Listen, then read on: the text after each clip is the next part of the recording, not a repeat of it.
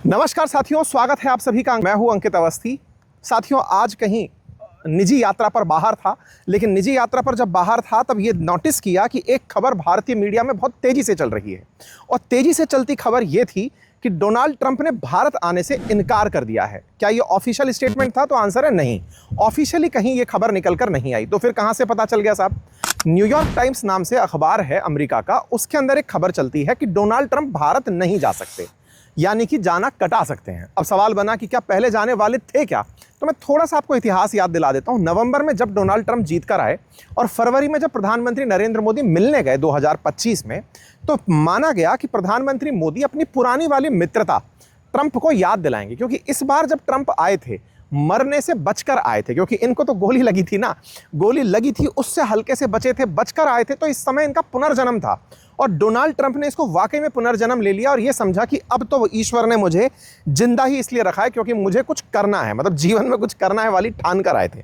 और वो करने के नाम पर बोले अमेरिका में जिसने भी गोली चलाई हो उसे दुनिया में कहीं भी ढूंढकर मारूंगा टाइप से उन्होंने टैरिफ मारना शुरू कर दिया कि जाओ बेटा सबको मारना शुरू करेंगे। ट्रंप के नए हाव भाव को देखते हुए प्रधानमंत्री मोदी शिष्टाचारवश कि चलिए भाई प्रधानमंत्री मोदी जा रहे हैं मिलने के लिए, तो वो फरवरी में मिलने पहुंचते हैं। प्रधानमंत्री मोदी की और ट्रंप की मुलाकात फरवरी में होती है। आप सबने उस मोदी मुलाकात को देखा भी होगा। वहां पर प्रधानमंत्री अपनी तरफ से ट्रंप को इन्वाइट करते हैं कि सर आपको इंडिया आना है। अब प्रयोजन क्या होगा कि इंडिया आना है? इनवाइट करने का प्रयोजन था क्वाड की समिट। अच्छा, ये क्वाड क्या है? क्वाड का मतलब होता है चार, है ना, मतलब डबल ट्रिपल क्वाड, कुछ इस तरह से आप समझ सकते हैं। चार क्वाड मीटिंग, चार का मतलब हुआ चार लोगों की मीटिंग्स प्रस्तावित थी भारत में। कौन से चार लोग थे? ऑस्ट्रेलिया था, जापान था, इंडिया था और अमेरिका था। ये चार देश हर साल मिलते हैं। पुरानी कहानी है, 2007 में इनफॉर्मल मीटिंग का पहली बार प्लान बना था शिंजो आबे के कहने पर। शिंजो आबे जापान के पूर्व प्रधानमंत्री जो अब नहीं रहे, उन्हें जिन्हें गोली लग गई थी। शिंजो आबे के नेतृत्व में यह डिसाइड हुआ था क्योंकि चाइना से जापान को बड़ा थ्रेट था, ऑस्ट्रेलिया को भी था, और अमेरिका तो कहीं भी डर के बैठा रहता है कि भाई कोई भी दुनिया का बड़ा देश निकल कर बाहर ना आ जाए।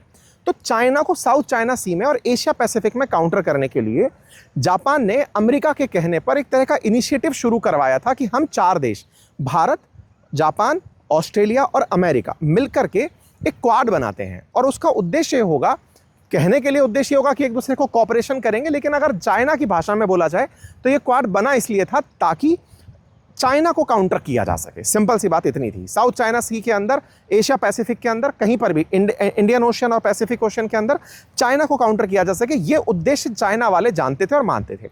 और इसी बात को इन्होंने ग्लोबल टाइम्स में भी कई बार छापा था। मतलब ग्लोबल टाइम्स के अंदर तो कई बार ये निकला था कि नाटो एक्सटेंडेड फॉर्म में क्वाड कहलाता है। मतलब नाटो जहां यूरोप और अमेरिका के बीच में नॉर्थ अटलांटिक ट्रीटी ऑर्गेनाइजेशन है, वो एक्सटेंडेड फॉर्म के अंदर क्वाड कहलाता है। कुछ इस तरीके से इन लोगों ने उस बात को हाईलाइट करना शुरू किया था। चलो, ये बात भी निकल करके आई।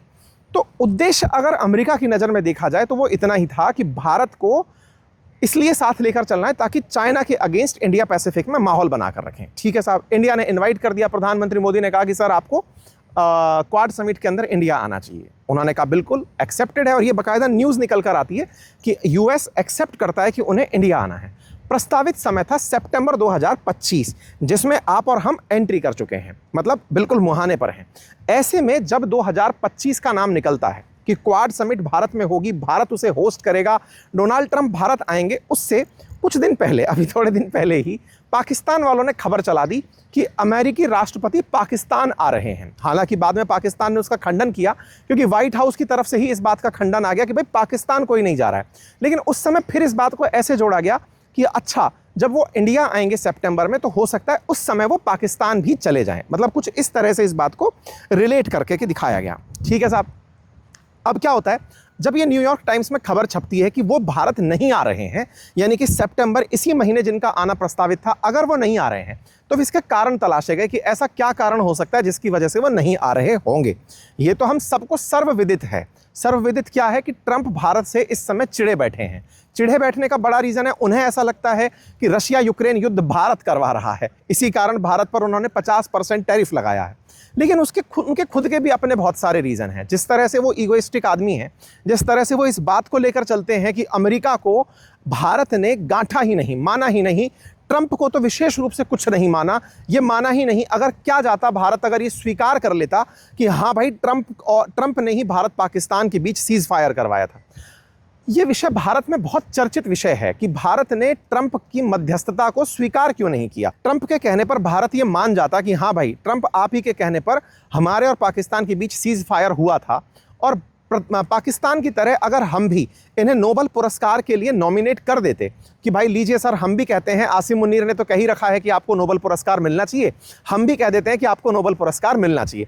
अगर भारत ऐसा कर देता तो उसके नुकसान क्या होते, अगर हम उसको अगर कंक्लूड करें तो देखिए क्या है ना, पूरी दुनिया में भारत सबसे पॉपुलस कंट्री है, सबसे बड़ी जनसंख्या भारत के पास है।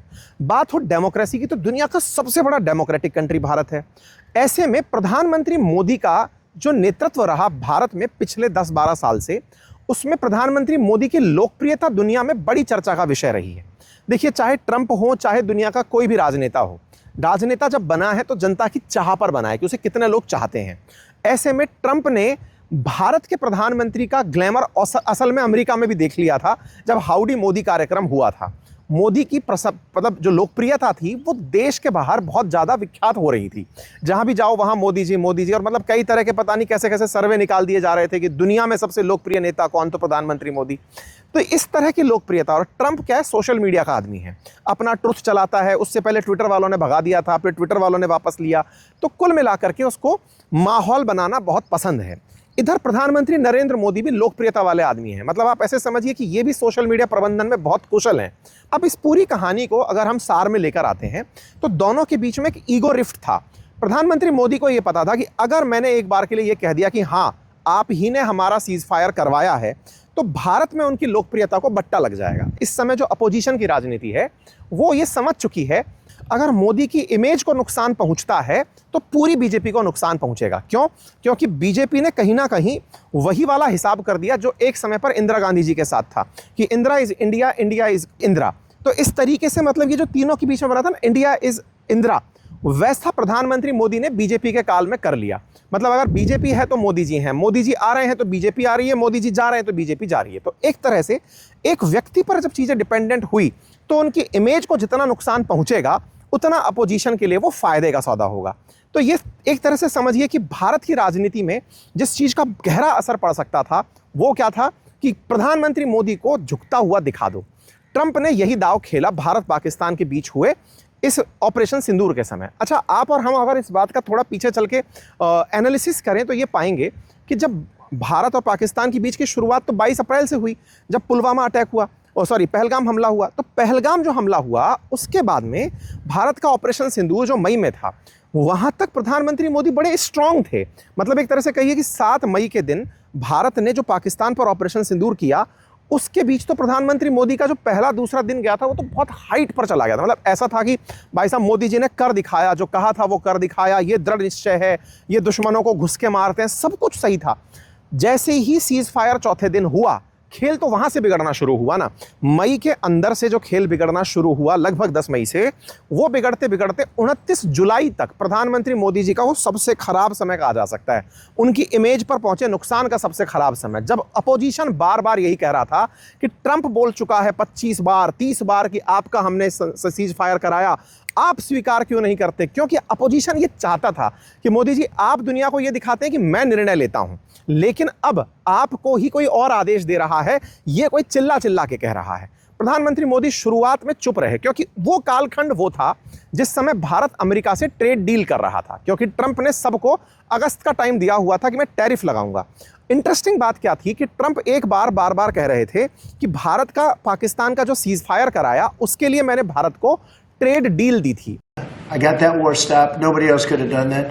We did a lot of jobs. We did a lot of wars were stopped that nobody thought would even be possible. And I'll tell you what, the war with India and Pakistan, that was the next level. That was going to be a nuclear war. They already shot down 7 jets.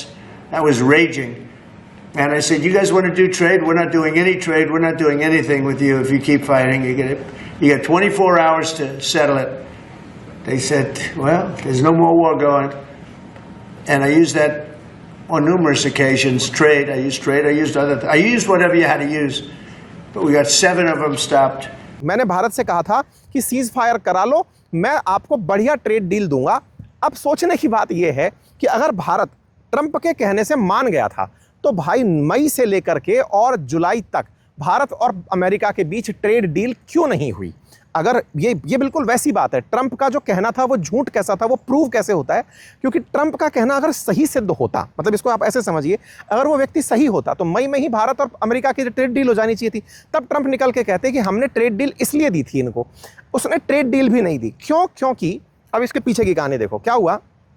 Canada के अंदर G7 की बैठक हुई थी, Iran Israel का मामला चल रहा था। जब G7 की बैठक हुई तो प्रधानमंत्री मोदी कनाडा गए थे, उधर से ट्रंप निकल लिए थे तुरंत ही, और भारत के प्रधानमंत्री को इनवाइट किया कि आप आ जाओ, यहीं बैठकर बात करते हैं, ऑपरेशन सिंदूर का क्रेडिट बांट लेते हैं। पाकिस्तान वाले तो मुझे दे चुके हैं, आप भी दे दो। प्रधानमंत्री मोदी ट्रंप के पास नहीं गए, क्योंकि वो ये समझ चुके थे कि आसिम मुनीर को मेरे बगल में बिठाएंगे और कहीं ना कहीं मुझसे ऑन कैमरा ये कहलवा देंगे कि हाँ आप ही हो।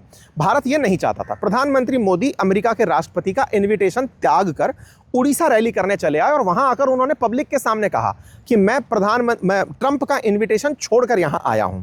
कहानी क्या थी? कहानी ये थी कि भारत ये जानता था कि ट्रंप तुम मेरे सामने ये कहलवाओगे कि सीज फायर मैंने करवाया, हम ऐसा कहेंगे नहीं। ट्रंप इस बात के लिए लगातार लगे हुए थे कि भारत कह दे कि हाँ आपने सीज फायर करवाया, तो जो रशिया यूक्रेन का मामला जिसके चलते ट्रंप की बेइज्जती हो रखी है कि हाँ तुम युद्ध नहीं रुकवा पाए, कम से कम मैं दुनिया को यह बता पाऊंगा कि मैं 2 न्यूक्लियर कैपेबल देशों के बीच में युद्ध रुकवा दिया था, और जब उनके बीच में युद्ध रुकवा दिया तो फिर रशिया यूक्रेन तो क्या ही है। तो ट्रंप अपनी उस हार को, कुल मिलाकर के ट्रंप की इमेज को बट्टा लग रहा था। ट्रंप इस बात से, क्योंकि जब प्रेसिडेंट बनने से पहले आपने कस्में खाई हो कि मैं एक दिन में रशिया यूक्रेन रुकवा दूंगा, मैं एक दिन के अंदर गाजा पट्टी और इजराइल रुकवा दूंगा, और आप कर नहीं पा रहे हो, तो ये सब चीजें उसकी इमेज पर भयंकर नुकसान पहुंचा रही थी। उसको एक अपॉर्चुनिटी मिली थी, ब्लेसिंग इन डिस्गाइज था भारत पाकिस्तान, जो कि प्री प्लान्ड नहीं था, लेकिन हो गया। तो उसको लगा कि कम से कम यहां से तो एडवांटेज ले लो, लेकिन वो एडवांटेज वो ले नहीं पाया। जब वो एडवांटेज नहीं ले पाया तो उसने सोचा अब इसका क्या हो सकता है, मतलब बेहतर विकल्प क्या है कि भारत को ट्रेड डील के नाम पर डराया जाए कि तुम डरो नहीं तो मैं दुनिया को बता दूंगा, नहीं तो मैं तुम पर ट्रेड डील लगा दूंगा। और भारत इस ट्रेड डील के चलते उसके साथ नेगोशिएशन में रहा लगभग 2 महीने तक। इस बीच में ट्रंप ने देखा कि भारत चुप है, प्रधानमंत्री मोदी बोल नहीं रहे हैं, अपोजिशन उकसा रहा है, तब भी मोदी चुप हो गए हैं, इसका मतलब मोदी डर गए हैं।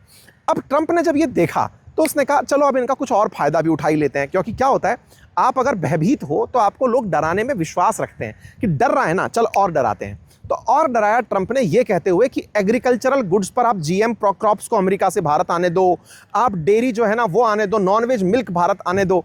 भारत धीरे धीरे ये समझ गया कि ट्रंप को अगर आज हमने ये मोहलत दे दी कि हाँ भाई तेरी वजह से सब हुआ, तो ये तो अगले 4 साल तक भारत को बिल्कुल निचोड़ देगा। मतलब भारत ने ये चीज़ एनालाइज कर ली कि इसको कितना सहन किया जाए, क्योंकि ये हर दिन एक कदम आगे बढ़ाता जा रहा है। ये सोच रहा है कि भारत डर गया। भारत डर गया, ये उसकी गलतफहमी थी। कैसे थी यार? भारत वो देश है जो 200 साल अंग्रेजों के गुलाम रह चुका। 200 साल गुलामी के बाद भी उन ब्रिटिशर्स को पछाड़ने वाला भारत क्या अमेरिका के इन टैक्सेस से डरेगा क्या? बस इस बात का एहसास मोदी जी को होने लगा जब देश में लोगों के चेहरे पर उन्होंने अध्ययन किया कि ऑपरेशन सिंदूर के लिए हमने यात्राएं भले ही निकाली, लेकिन भारत के लोग यही पूछ रहे हैं कि रुकवा क्यों दिया, है ना। और अपोजिशन बार बार इस चीज़ के लिए इनको खींचे पड़ा था कि आप बताते क्यों नहीं हो, बताते क्यों नहीं हो। तो अल्टीमेटली मोदी जी को ये समझ में आ गया कि भाई भारत रहना चाहिए, नंबर 1, और नंबर 2 मेरी इमेज रहेगी तो बीजेपी रहेगी, अगर इमेज कोई बट्टा लग गया तो नुकसान हो जाएगा। बस यही था कि उन्होंने सदन के अंदर उस दिन बोल दिया। 29 जुलाई का दिन था, प्रधानमंत्री मोदी बोलते कि हमने किसी के कहने पर सीज फायर नहीं किया। दुनिया के किसी भी नेता ने भारत के ऑपरेशन रोकने के लिए नहीं कहा। 9 तारीख को रात को